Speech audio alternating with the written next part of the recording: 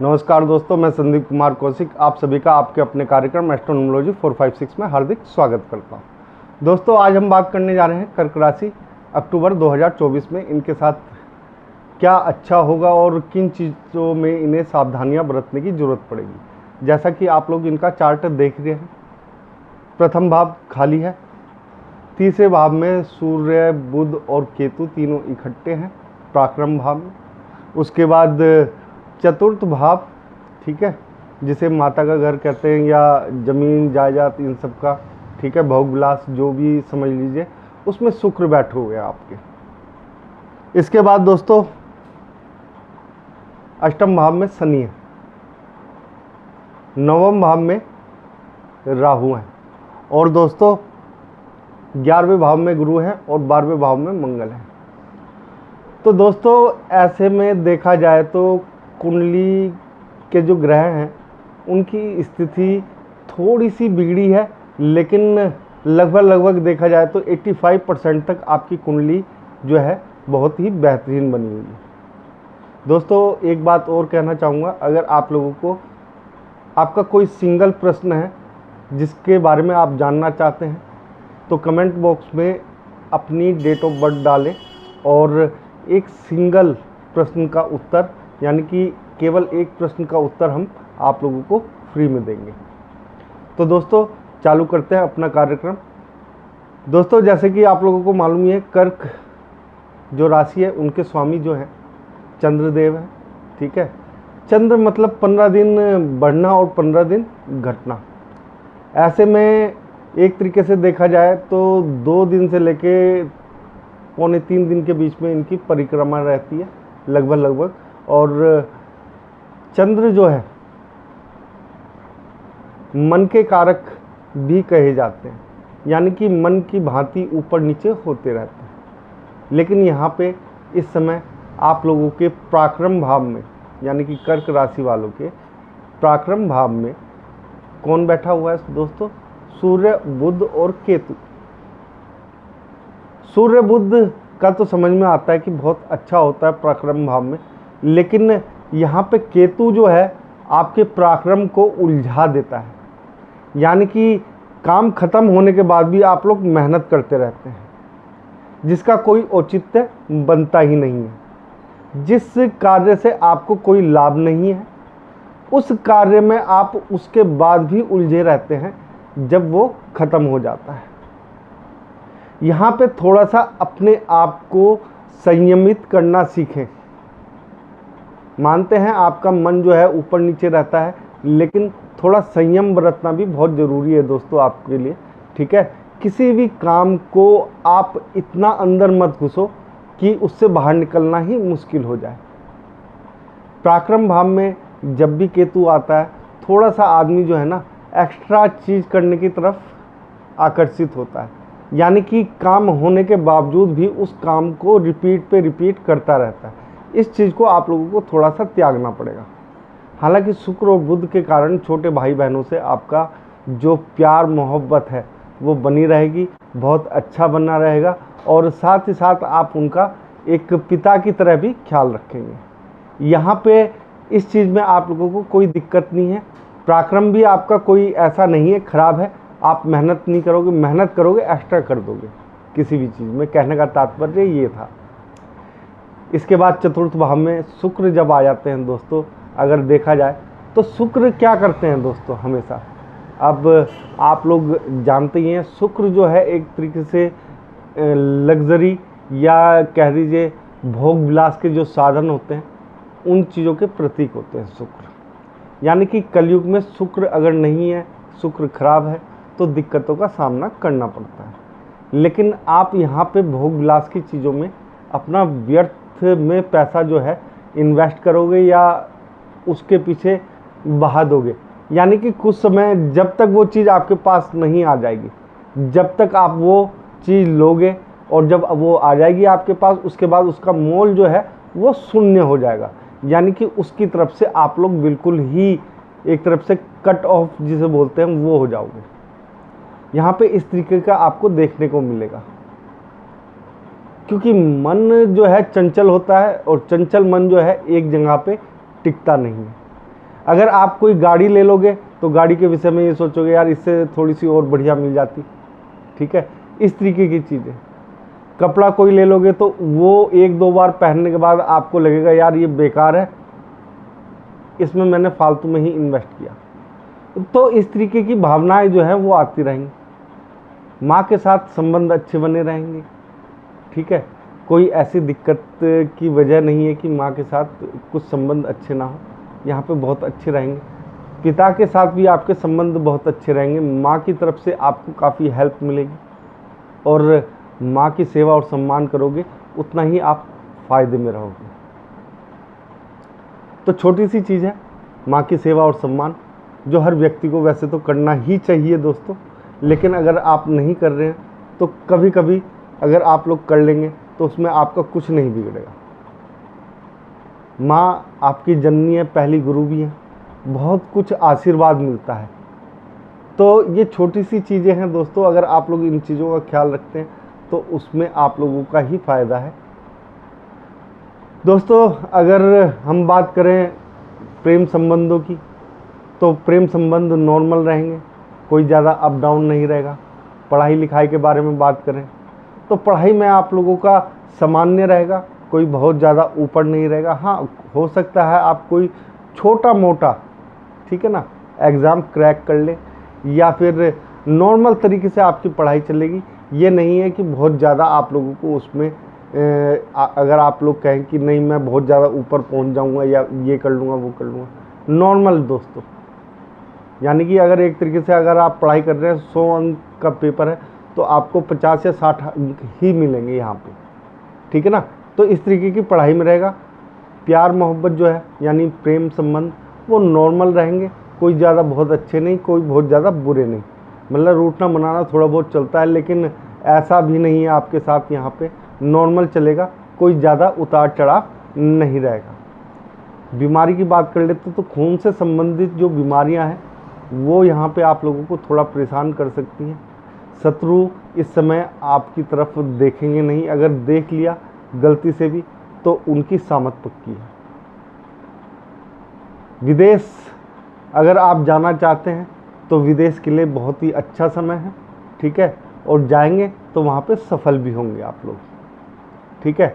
अगर आप लोग ये सोच रहे हैं कि घर से बाहर निकल के हमें तरक्की नहीं मिलेगी, तो दोस्तों इस माह जो है अगर आप लोग थोड़ा सा, अगर आप घूमते भी नहीं है ना तो थोड़ा सा घूम आइए, ठीक है ना।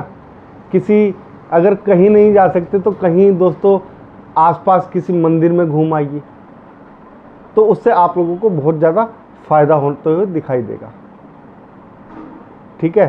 साथ ही साथ थोड़ा सा फोड़े फुंसी जो होते हैं ना, उनसे वो आप पे आक्रमण कर सकते हैं, यानी कि थोड़ा बहुत आपके शरीर में ये फोड़े फुंसी टाइप की जो बीमारियां हैं छोटी मोटी वो हो सकती है। कोई बड़ी बीमारी नहीं है, नॉर्मल है, ठीक है। यहाँ पे आपको ज़्यादा घबराने की ज़रूरत नहीं है। अब बात करते हैं दोस्तों एक तरीके से विवाह की, प्रेम संबंध, विवाह की, व्यापार की। देखो व्यापार तो आप लोगों को एक तरीके से देखा जाए तो बिना कहे ही आपका बहुत अच्छा चलेगा, ठीक है ना, इसमें कोई दो राय नहीं है। आपके पास पैसा आएगा भी और आप उस पैसे का अच्छा यूज़ भी करेंगे, उसे संभाल के भी रखेंगे, कोई ऐसी दिक्कत नहीं आएगी। लेकिन जो विवाह, जो पति पत्नी का संबंध है, उसमें आपको बहुत ज़्यादा सावधानी बरतने की ज़रूरत पड़ेगी, क्योंकि दोस्तों यहाँ पर मंगल की भी एक दृष्टि पड़ रही है। अगर आप लोग देखें, ठीक है ना, 12वें भाव में, तो 8वीं दृष्टि जो है वो यहाँ पे पड़ रही है, तो इस कारण से। और दूसरा आप देख रहे हैं शनि जो है अष्टम भाव में, यानी कि कोई ऐसी दिक्कत नहीं है इस माह आप लोगों को। जैसी आप लोग अगर सोच रहे हैं कि कोई बड़ी दिक्कत परेशानी, कुछ नहीं है दोस्तों। बहुत ही, अगर आप लोग यहाँ पे उपाय करें एक, तो बहुत ही आपको अच्छा फल प्रदान होगा या मिलेगा, जिसे कहते हैं कि एक तरीके से आपका भाग्य भी आपका यहाँ पे साथ देगा। वो उपाय छोटा सा ये है दोस्तों, सोमवार और शनिवार को आपको जो जल होता है उसमें काले तिल डालने साथ में, ठीक है, और थोड़ा सा शहद डालें ठीक है। शहद के अलावा आप उसमें गन्ने का रस भी डाल सकते हैं। साथ ही साथ बेलपत्र जो है वो हर सोमवार और हर शनिवार को ज़रूर चढ़ाएं, चाहे 3 पत्ते ही क्यों ना हो। उससे आप लोगों को दोस्तों बहुत ज़्यादा फ़ायदा मिलता हुआ यहाँ पे दिखाई देगा। जहाँ पे आप अटकोगे वहीं से आपका आगे चालू हो जाएगा, यानी कि आपको अटकने नहीं दिया जाएगा। कई बार अटक के आदमी पीछे आ जाता ना, तो आप पीछे नहीं जा पाओगे, ठीक है। इस छोटे से उपाय से दोस्तों आप आगे बढ़ोगे। देखो, कई बार उपाय काफ़ी लंबे समय में काम करते हैं, लेकिन देखो कुछ ना कुछ चीज़ें ऐसी होती हैं कि अगर हम छोटे उपाय करते हैं तो अड़चनें जो हैं धीरे धीरे अपने आप ही समाप्त होने लगती हैं।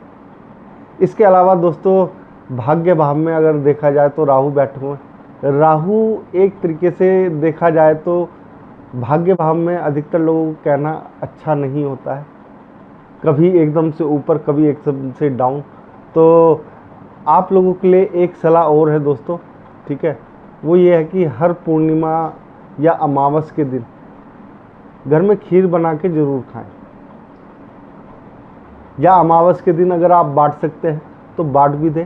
अगर नहीं बांट सकते तो अपने परिवार के साथ, अपने माता पिता के साथ उस खीर को बैठ के ज़रूर खाएं, उसका आनंद लें, एक साथ बैठ के खाएंगे तो उससे आप लोगों को बहुत ही ज़्यादा फ़ायदा मिलेगा।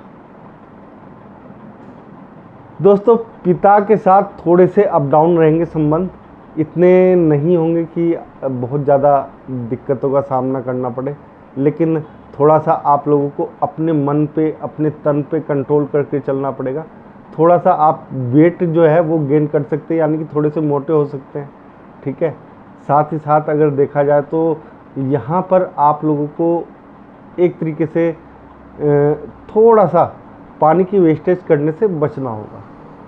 अगर पानी की वेस्टेज नहीं करेंगे तो आप लोगों को यहाँ पे काफ़ी अच्छे फल भी मिलते हुए दिखाई देंगे, ठीक है, क्योंकि गुरु जो है 11वें भाव में, ऐसे में गुरु वो दे सकते हैं दोस्तों जिसकी अच्छे लोग कल्पना नहीं कर सकते। हालांकि गुरु जब भी कई ऐसे भाव हैं जिनमें बैठ जाए तो दोस्तों थोड़ी दिक्कतों का सामना करना पड़ता है। गुरु हमेशा कष्ट देते हैं, जो मैंने अक्सर देखा है, ठीक है।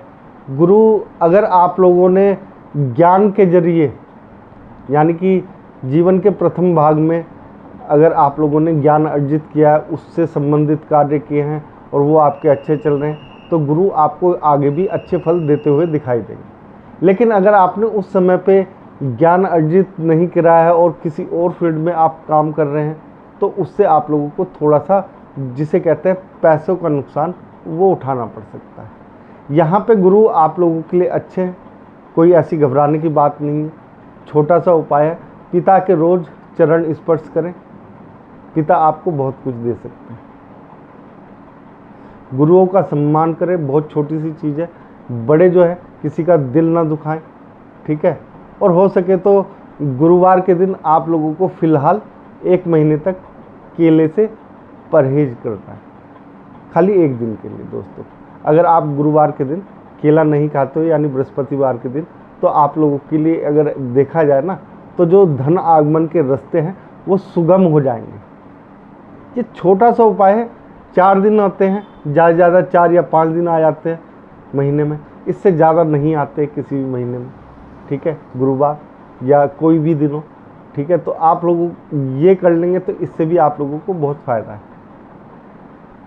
जैसा कि मैंने बताया आप लोगों को दोस्तों कि अगर आप लोग विदेश की यात्रा करना चाहते हैं तो इस समय काफ़ी उत्तम समय है, आप लोग वहाँ जा सकते हैं। अगर आप लोगों को और भी फ़ायदा उठाना है, आप लोगों के लिए बहुत छोटे छोटे उपाय हैं जो मैंने बताए। घर से दूर जाके अगर आप कार्य करते हैं उसमें भी फ़ायदा हो सकता है आपको। साथ ही साथ अगर आप लोग देखा जाए तो एक तरीके से अगर अध्यात्म में थोड़ा सा मंदिरों की तरफ रुख करेंगे तो उससे भी आप लोगों को फ़ायदा। ख़ास तौर से हनुमान जी के मंदिर में अगर आप हर मंगलवार को जाएंगे तो उससे आप लोगों को बेहद ही सुकून और शांति मिलेगी। खाली जाइए और चरण स्पर्श कीजिए प्रभु के, इससे आप लोगों को काफ़ी ज़्यादा एक तरीके से जिसे कहते हैं ना मन की शांति, आंतरिक शांति, वो मिलेगी, जिससे आपका जो मनोबल है वो काफ़ी ऊंचा उठा रहेगा। ये छोटी सी चीज़ है दोस्तों, आपका मनोबल जो है नीचे नहीं गिरने देगा, जिसकी आपको काफ़ी सख्त ज़रूरत है। और कर्क राशि वालों के लिए तो हमेशा से मैं ये कहता हूँ कि आप अपना मनोबल जो है ना गिरने मत दीजिए, क्योंकि जहाँ आपका मनोबल गिरा वहीं आप थोड़ा सा नीचे हो जाते हैं, यानी कि पीछे हो जाते हैं रेस से। तो रेस में कायम रहने के लिए, यानी कि रेस में अगर आप लोगों को जीतना है तो दोस्तों इस उपाय का सहारा आपको जीवन भर लेना ही पड़ेगा। यानी कि मंगलवार के दिन किसी ना किसी मंदिर में आप लोग जाए और वहाँ पे कुछ समय बिता के ज़रूर आए, चाहे 9 मिनट का समय हो। दोस्तों अगर आप लोगों को हमारा ये छोटा सा कार्यक्रम पसंद आया है तो ज़्यादा से ज़्यादा लाइक करें, शेयर करें, कमेंट करें। कमेंट में जय श्री राम ज़रूर लिखें, और आप सभी लोगों को भी हमारा जय श्री राम दोस्तों।